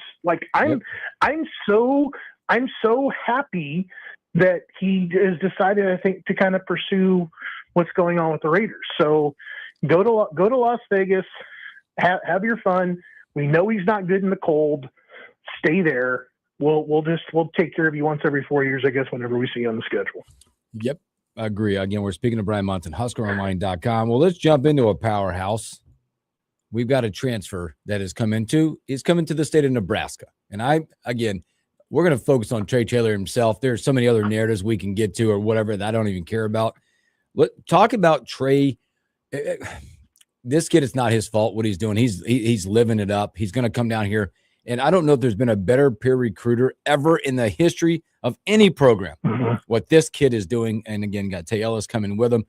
But give me a little perspective after you've been with this kid, you've talked to this kid, him coming to Millard South to be a part of that, but also be a part of Nebraska and that group wanting to do something special and make the 27 class the best that we or anybody's ever seen. You can't doubt his dedication. Nope. I mean, his dedication now is leading him hundreds of miles west to Omaha. It's one of those decisions that he is making that just shows how unselfish he is about things.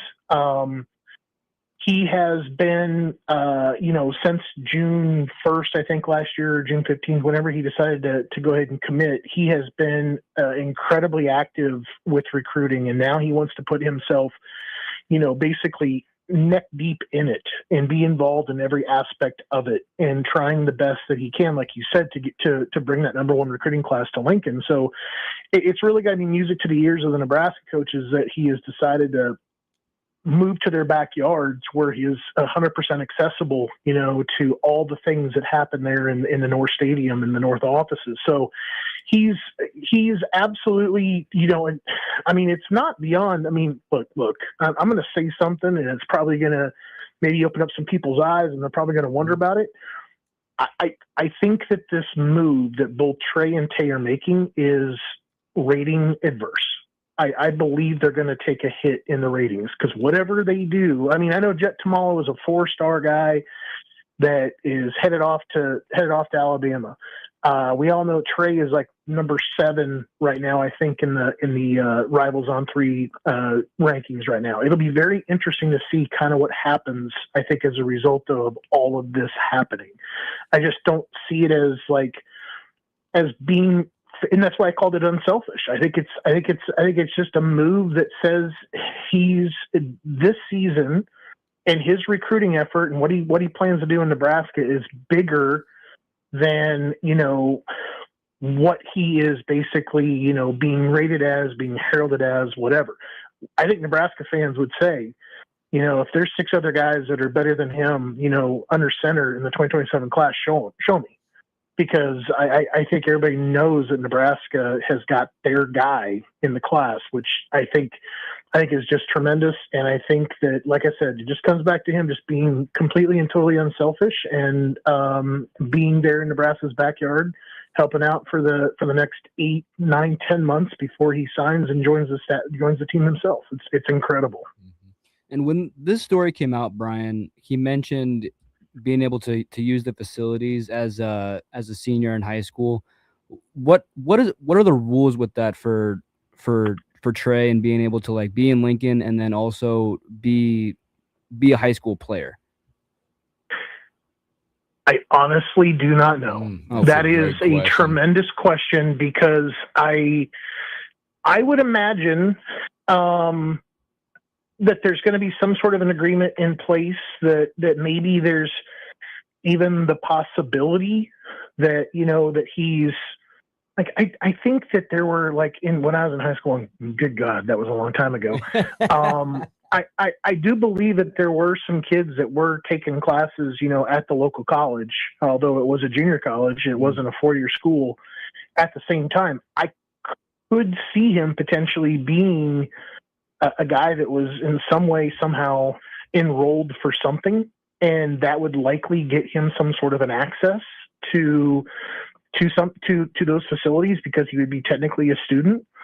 I guess we'll have to kind of get some more information on that, but that is a very, very, very good question. I imagine that even if he's getting access, it probably stops short at, okay, you're not getting any type of coaching. You're just getting the access to be able to kind of do your own workouts. And if you asked us what are things to do, we can go talk to Corey Campbell or talk to whomever about getting you the guidance on the things that you should be doing. So that's probably where it ends up. But I imagine there's some sort of an agreement, if not, him taking a class in Nebraska to kind of get him that access.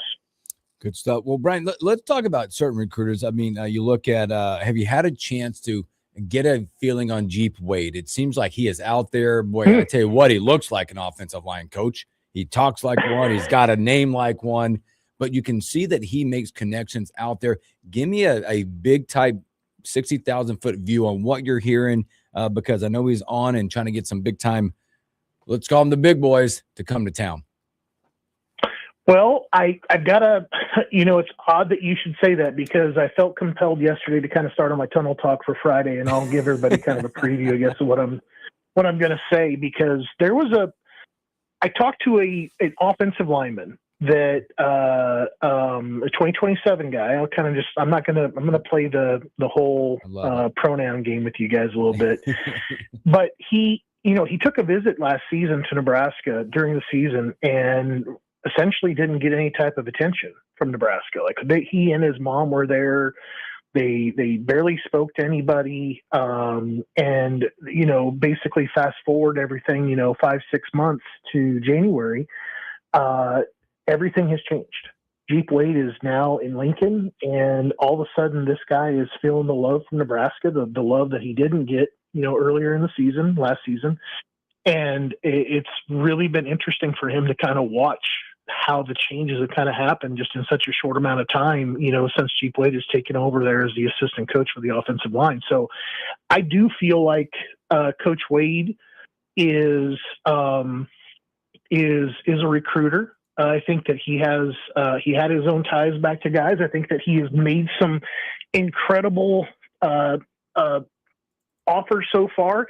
I thought, like, when you looked at like Barrett Cottrell from Ashland Greenwood, the offer there, privately, that, or just kind of just quietly, that guy's a heck of a football player. He is. I'm happy that Nebraska made that offer. I think that he's going to develop into something being like a really good Division I football player. So I'm glad, like, Jeep Wade, sees that potential and is trying to get another in-state player into the class. So I think there and then Jeep kind of got my attention. But then how he's kind of followed things up with these other stories.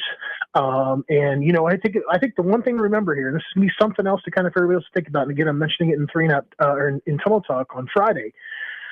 When we were always at these parts of the year in the last couple of seasons, there had been an abundance of offensive linemen that were really talking about Nebraska. Nebraska brought in, several offensive linemen, during like the junior day, maybe even through like the spring and such. And then every time we would get into like after the spring game heading into June, there was just a name or two. And it just seemed like guys would fall off the board for the Huskers. I'm going to be very interested, maybe not so much this season, but I think, kind of heading into the fall and seeing what they do kind of through the fall season and seeing if we kind of see a massive improvement next year. But I'm definitely going to be interested to see like what new names are there this weekend potentially for the junior day. What other guys pop up for these spring practices? What about the spring game? And then ultimately who's coming in for official visits in June? Well, Brian, on the other side of the trenches, it looks like Nebraska is trending towards landing a pretty prominent prospect in Dylan Berryman. What can you tell us about Dylan and sort of the recruiting battle that Nebraska has gone through to land those 4-star defensive linemen? And also, how big of a get would he be knowing Nebraska's defensive line needing depth? Yeah, no, Berryman is a much needed piece to the class. I mean, he's that space eater that we have been talking about that they just had not gotten. I'm not going to tell you he couldn't play a 3-tech, but to me, he's a 0-1, sit in the A gap and just take on 2 blocks and go to work. He is a 6'1.5", 330-pound, 4-star defensive lineman. Previously committed to Texas. Probably, I would say this too. I mean, I know it's ending here as and Nebraska is trending for the team.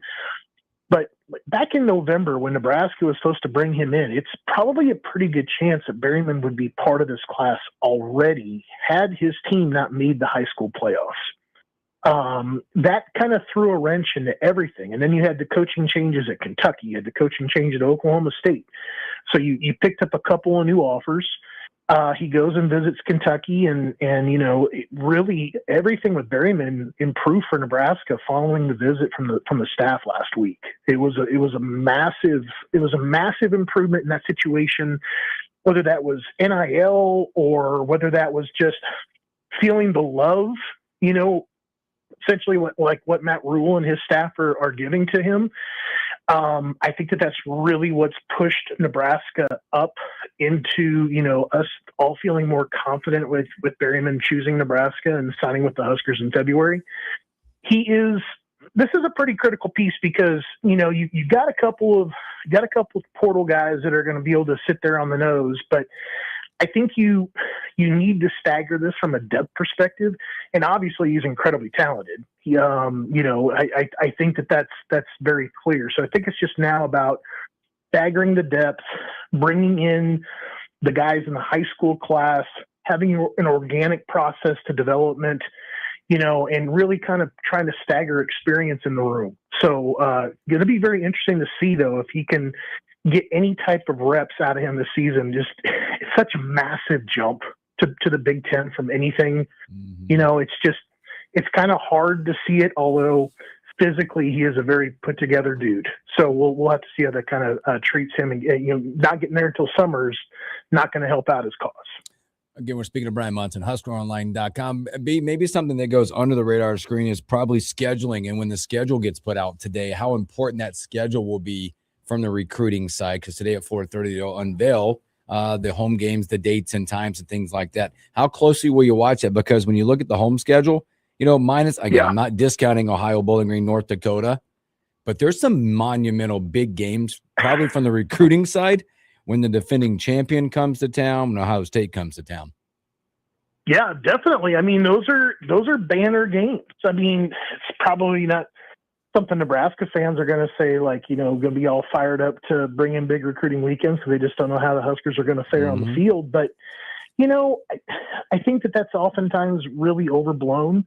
I think you're trying to sell the environment. I think you're trying to sell program direction. I think you're trying to sell it's all encompassing of what you get in Lincoln that cannot be recreated or restood back up again on a YouTube video or through anybody's dramatic words of just kind of their, restating their experiences. It has to be experience. And those for those obvious reasons are going to be tremendous experiences from a recruit to kind of see all the things that are happening in Lincoln during that weekend. So it is. It's going to be significant, I think, for Nebraska to kind of start tentatively figuring out, when those big kind of games are going to be, and if they're going to get opportunities, if they think to host, massive recruits on those weekends, or if that's kind of the plan. I'm just, I wonder now, how everything, NIL wise is going to kind of impact all these things. So it's going to be kind of wait and see, kind of looking at the fall. But I do think Nebraska is going to be pretty fired up to kind of figure out, when can they start setting up, particularly when they're in their June official visits too. They want to talk to those guys about, we want to get you back. And it's also something, as you look at the 28 and the 29s, because they have been very active extending offers to those younger two classes. You want to get them back to Lincoln. You want to get them to Lincoln. And those weekends are going to be incredibly important for those future classes too. Brian, speaking of next season, we're going to see a lot of new faces as Nebraska went and hit the portal. I wanted to ask you, how do you feel about what this staff did in the portal this offseason? Could you give an overall grade of the guys that they went out and got, and do you think they've filled most of their needs? Yeah, no, that's we did a piece on Friday. I think I gave the overall class, the group of 16 transfers, like a C, and I'll kind of walk everybody through it. I don't want people to kind of get too disappointed. I felt like the big needs for the class were going to be obviously quarterback, obviously defensive line.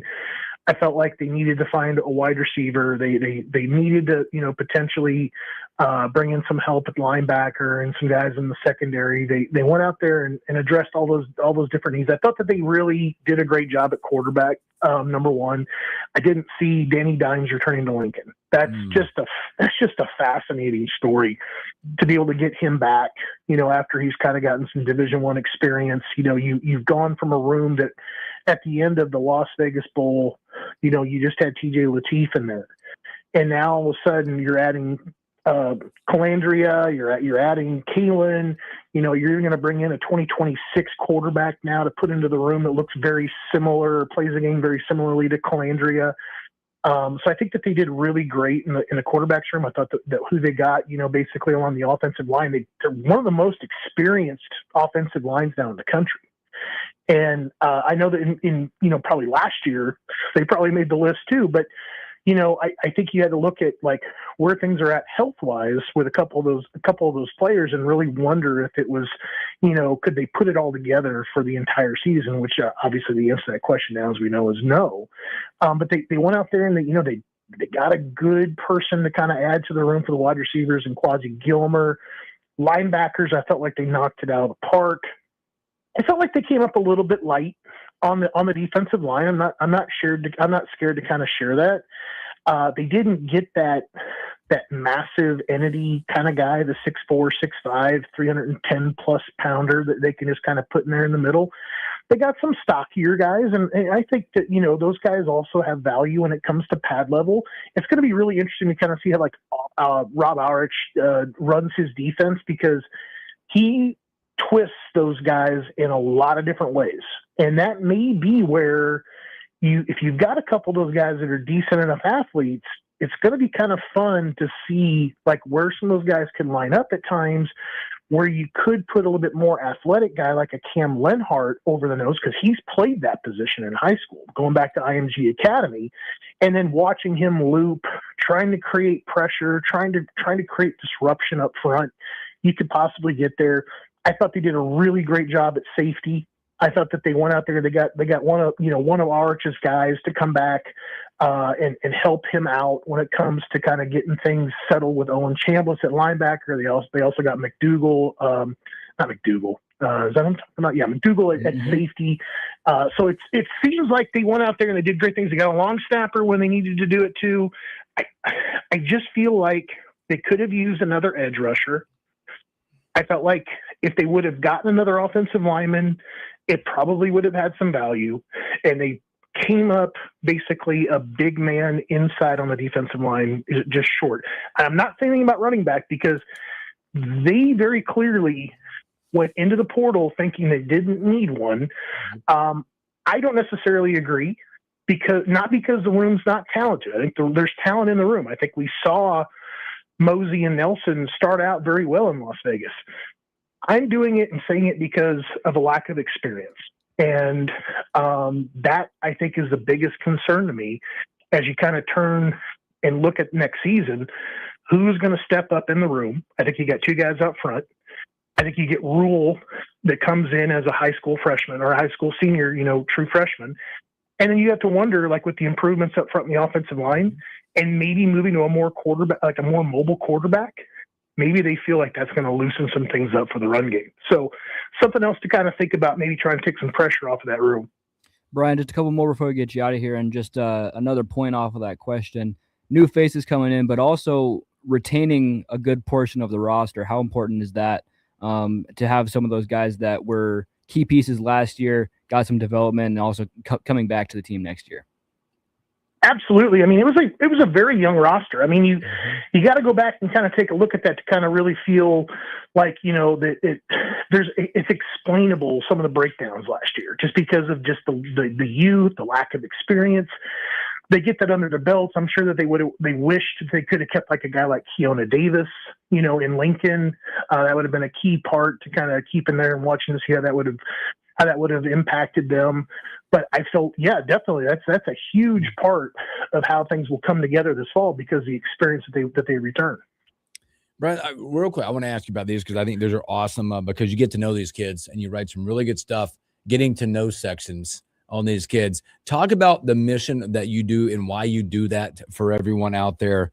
Because I think you learn a lot about their mission, their purpose, all that. And also, I read them. Luke Sorensen, his celebrity crush, I'm down with. Yeah, he said Alicia Keys. Yes, he did. And that's a young Alicia Keys. Wow. I'm down with it. I tell you what, that was a pretty perceptive answer. Sydney Sweeney was like the hands down winner this year. And not gonna find me fighting that off too badly. But Alicia Keys was very perceptive. I thought that did a really good job. Look, the mission with these guys every year is the same thing that I used to traditionally feel with the walk-ons. You have to understand their commitment, the walk-ons to the program. Here with the scholarship guys, it's more than rankings and stars and visits. They were born in different places. I've got one come up on Rex Waterman, and such an interesting story because he and his family left Long Beach, California during COVID. They needed to find opportunity, and they moved to Arizona, kind of pursuing that. So there's some absolutely remarkable stories in there. I love hearing, like, what they can tell me about like the far out NIL stories are that they heard this season, what kind of food that they like. And then we talk about restaurants in Lincoln, and it's just, it's absolutely one of the funnest stories I get to do. I think I got Waterman ready to run, and I've been kind of waiting for Robin to get all the stuff ready for tonight. Obviously, big basketball game going on. And then I think I got 3 more guys to go. So looking forward to dropping those guys here over the next week or so. Well, it's great stuff. Well, I'm going to leave you with something. We got breaking news for you. Okay. ESPN, Adam Schefter reporting. The Buffalo Bills are working to finalize a deal to make offensive coordinator Joe Brady their new head coach, 5-year deal in place. I go. just hope that the OC that he hires, unless he decides to keep the job, the screen pass. Oh my goodness. I think the silence speaks for itself. It did. I knew it was coming too. I'm not intrigued. I'm not intrigued, guys. I'm so sorry. I think I gotta go cry in the corner right now. Oh man. Well, Brian, man, we appreciate your time. Sorry to drop that on you. Now you have some work to do on that. So, man, hey, we appreciate your time as always, my friend. Take care of yourself. Stay blessed. We'll talk to you soon. Yeah, I got to go update the wife right now, so I appreciate that, guys. Yeah, thanks, Brian. Have a good one. Brian Munson, HuskOnline.com. Great stuff, hey, man. Take a break. We'll come back and do stories that we missed.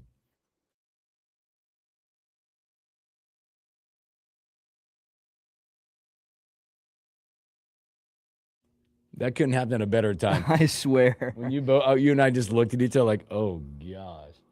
Knew exactly what we were both talking about. They got their coach.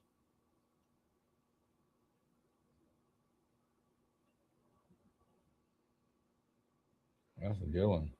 Oh, man.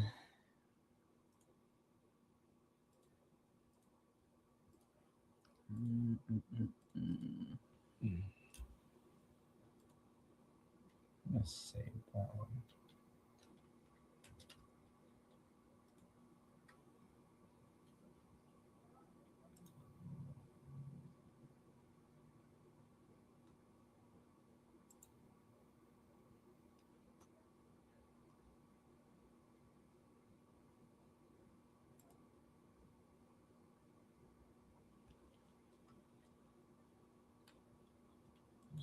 I love that.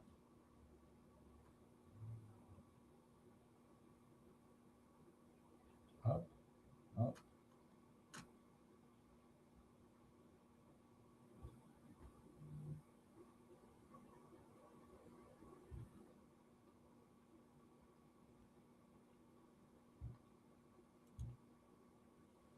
Yeah, I rolled that one. That was good stuff. My man said Alicia Keys on his thing. That is a good one. I was super impressed.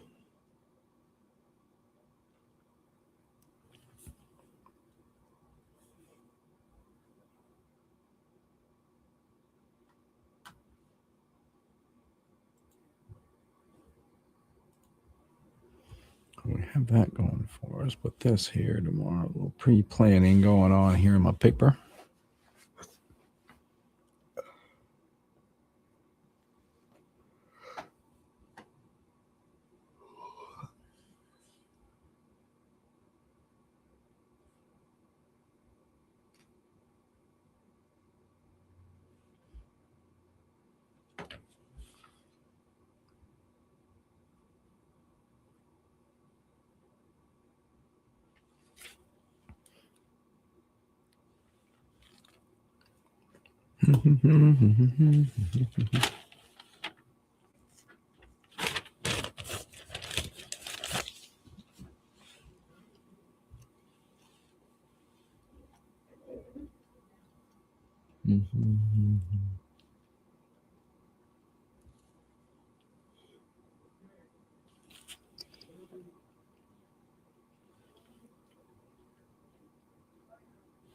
Yeah, we'll do that.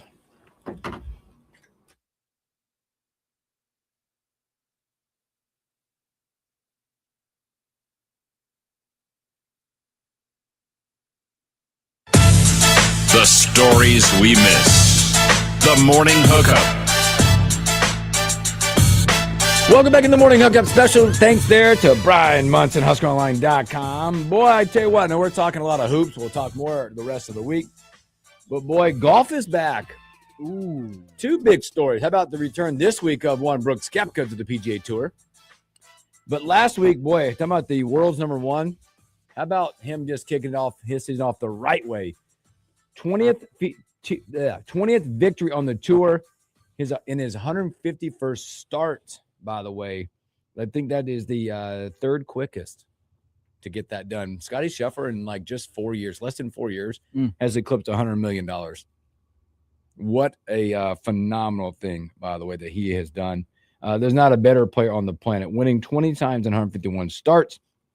Tiger did it in 95. Jack did it in 127. I'm going to have to get more invested in the golf this year. I just started last season, but he also joins Tiger and Jack, the only players to emerge victorious in 20 PGA Tour starts and 4 major championships before the age of 30.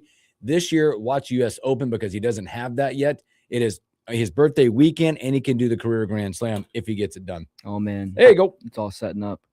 Duke quarterback Darian Mensah and the University of Duke have reached a settlement after he wanted to enter the transfer portal, and Duke basically said no because that was part of his contract that he was not allowed to enroll in another school. And so the school basically sued him, and they have finally reached a settlement, and he is free to leave the university. And all signs point towards him landing at the University of Miami to be their quarterback next year. Oh, yeah. Yikes. Just in an insane world we live in where universities are suing their players. But that's the reality now. It is the reality. Also, boy, just reading another. You mentioned the Alabama. What is his name again? Bedico. He's got that extended. So we'll be able to keep that going for a bit longer. Also just read that we all know that there's been allegations against Stephon Diggs. Sounds like that arraignment and all that, whatever hearing will be postponed to after the Super Bowl. So he'll be able to play in the Super Bowl. Ohio State hired a new offensive coordinator. Ooh, big time too. Which is a familiar name if you're a Pittsburgh Steelers fan. Arthur Smith. Yep. Who was there when Russell Wilson was their quarterback, and so we'll see if he has more success in college than what he did in the NFL. Also, speaking of the NFL, my goodness, I know Pavia is Pavia, right? Did you see this yesterday? Oh, yeah.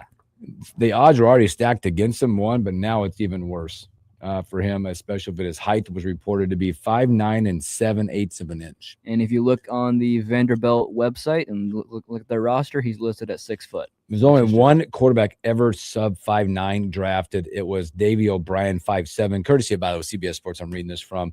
And Eddie LeBaron, 5'7", and Doug Flutie at 5'10". Was an 11th rounder, 1985. Oh boy. Oh boy. 5'9". I think, by the way, shout out, I saw somebody tweet it out, and I don't remember, I can't give you credit, I wish I could, but somebody said Sam Hoiberg is taller than that. Tonight, man, 6 o'clock Peacock, Nebraska, Michigan, top 5 matchup. Boy, tough matchup. I'm going to tell you right now, tough matchup for both of them, not just Nebraska. Okay, as Michigan is a favorite to win the national championship, Nebraska comes in undefeated. It's going to be a close battle. I believe so. Again, I hate this. It's going to come down to the turnover game, the transition game. Can rank get going? Can we control the bigs? I mean, there's so much. I would say it's slightly stacked against you tonight, but I put no doubt this team is going to come out and bust their whats. And if they do, they'll have a shot. This thing will come down to a couple possessions at the end of this. It could be the night for Michigan, could be the night for Nebraska, but it's all day, go Big Red all day long. You guys have a great Tuesday. Enjoy the game tonight. We'll catch you on a hump day.